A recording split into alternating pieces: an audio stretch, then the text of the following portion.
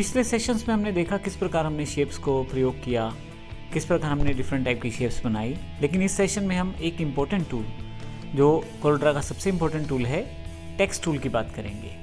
अब यदि यहाँ देखें तो आपके पास ए जो है वो टेक्स्ट टूल को रिप्रेजेंट करता है। यहाँ पे आपके पास यदि यहाँ मैं माउस प्रेस करके रखूँ थोड़ी देर के लिए तो आपके पास दो टूल उभर के आते हैं, टेक्स्ट और टेबल। सबसे पहले हम टेक्स्ट की बात करेंगे। नॉर्मली एक वर्ड प्रोसेसर में जो टेक्स्ट का काम रहता है वही यहाँ पे टेक्स्ट टूल का है, अर्थात इससे आप टाइपिंग का कार्य कर सकते हैं। लेकिन कोरल ने इसके काफ़ी सारे फीचर्स दिए हैं जिनको हम बारी बारी से देखेंगे यहाँ पे। तो ये सबसे पहले हम टेक्स्ट टूल को सिलेक्ट कर लेते हैं और क्लिक करते हैं। क्लिक करते ही आप डिफ़ॉल्ट सेटिंग्स के साथ यहाँ पे कुछ प्रॉपर्टीज़ आपके पास यहाँ टूल बार पे अवेलेबल हो जाएंगी। अब यहाँ पे मैं टाइप कर सकता हूँ। टाइप करने के लिए मेरे पास यहाँ पे कर्सर अवेलेबल है। मैं यहाँ पे टाइप करता हूँ यहाँ पे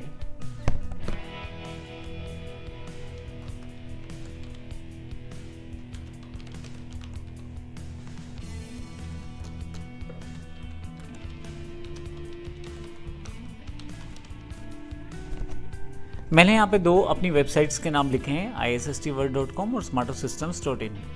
जैसे ही मैं यहाँ पे माउस क्लिक करता हूँ आप देखेंगे कि यहाँ पे एक बाउंडिंग बॉक्स अर्थात कुछ डॉट्स आपके पास यहाँ पे अवेलेबल है जिनसे मैं इन टेक्स्ट का साइज़ बड़ा छोटा कर सकता हूँ। अर्थात ये ग्रिप्स हैं जिनके द्वारा इन्हें मैं टेक्स्ट को स्ट्रेच कर सकता हूँ।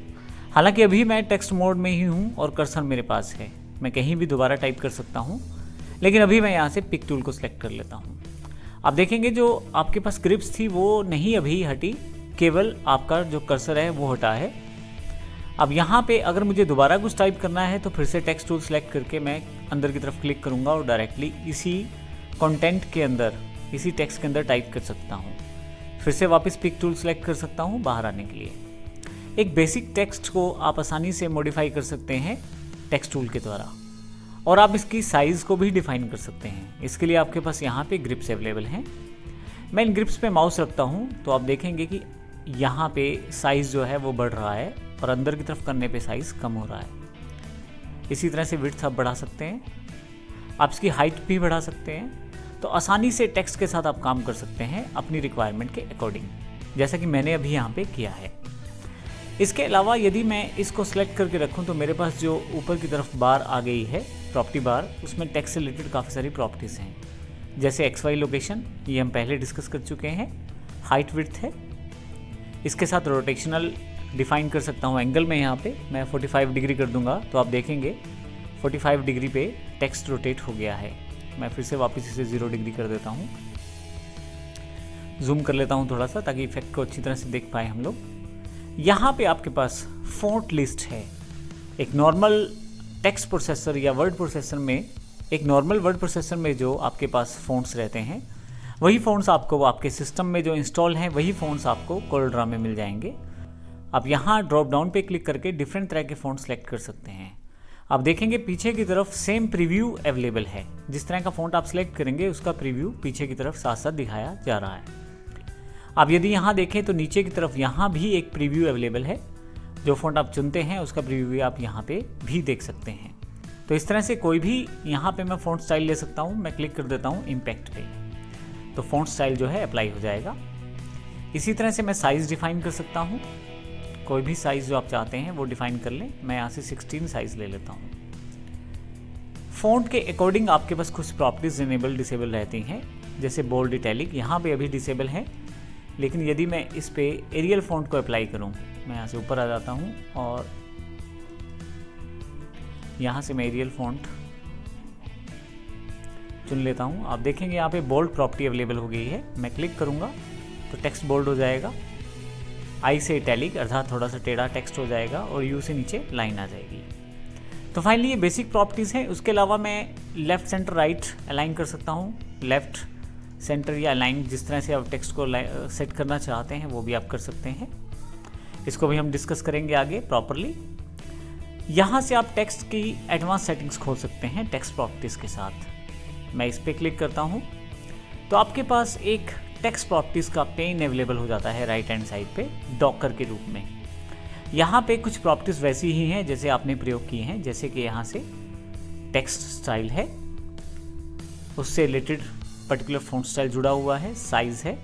इसके अतिरिक्त आप कलर को भी फिल कर सकते हैं यहाँ से, जैसे कि यहाँ से यूनिफॉर्म फिल को मैं पिक करके कोई भी कलर ले लेता हूँ तो आप देखेंगे टेक्स्ट के बीच में वो कलर आ गया है। क्लोज कर देता हूँ। टेक्स्ट की बैकग्राउंड पे कुछ कलर डिफाइन करना है तो वो भी यहाँ से मैं डिफाइन कर सकता हूँ, जैसे मैं एक ये कलर पीछे की तरफ डिफाइन कर लेता हूँ। फिर से यहाँ से क्लोज कर लेता हूँ। फाइनली आउटलाइन विड्थ का कलर आप डिफाइन कर सकते हैं। पहले आप आउटलाइन डिफाइन करें और यहाँ फिर उस आउटलाइन का कलर डिफाइन करें। आउटलाइन यहाँ पे जो है 1 है, तो यहाँ मैं फ़ॉन्ट का साइज़ अगर बड़ा करूँ तो आपको आउटलाइन और सिंपल फ़ॉन्ट में डिफरेंस नज़र आ जाएगा। यहाँ मैं कलर चेंज कर देता हूँ क्योंकि दोनों कलर सेम होने की वजह से आपके पास आउटलाइन एक जैसी आ रही है। अब देखें आपके पास जो ब्लू कलर है वो आउटलाइन है और जो रेड कलर है वो अंदर वाली साइड अवेलेबल है।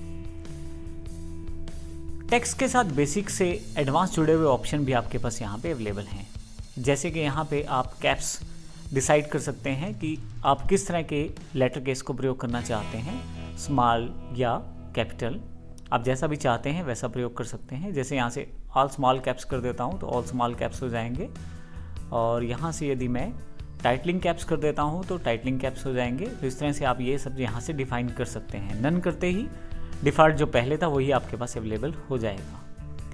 आप सबस्क्रिप्ट और सुपरस्क्रिप्ट जैसे बेसिक ऑप्शंस भी यहाँ से डिफाइन कर सकते हैं, और इस तरह से जो जुड़े हुए बेसिक टेक्स्ट ऑप्शंस हैं वो यहाँ से आप डिसाइड कर सकते हैं।